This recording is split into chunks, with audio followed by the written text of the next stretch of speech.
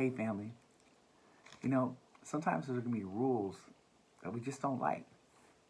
Or there's going to be people put in authority that we might not agree with or want to follow. But Peter tells us and shares with us that we need to submit to our authorities because of the Lord. And we read this in 1 Peter chapter 2, starting with verse 13.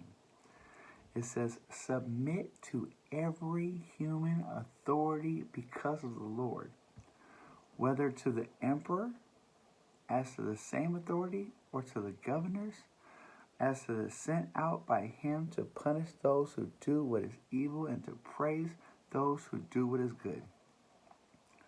You see, at this time, Christians had this emperor, or the Roman had this emperor named Nero who hated Christians.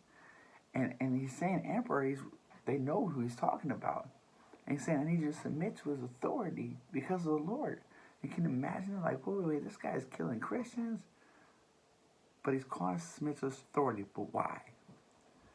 It says, for it is God's will that you silence the ignorance of foolish people by doing good. Submit as free people, not using your freedom as a cover-up for evil, but as God's slaves. Honor everyone, love brothers and sisters, fear God, and honor the emperor. He's telling them to honor the guy who's killing Christians, who's everything. And you think, what is he talking about?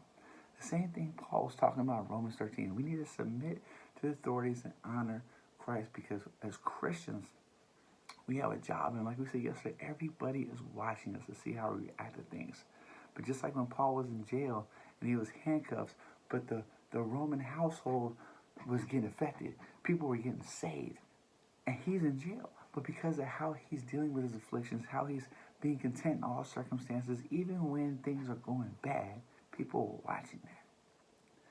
Now, today, whether you like somebody who's in office, today, whether you agree with the police officer that tells you you can't do that, or whatever authority it is, we must submit to them unless they go against God's command.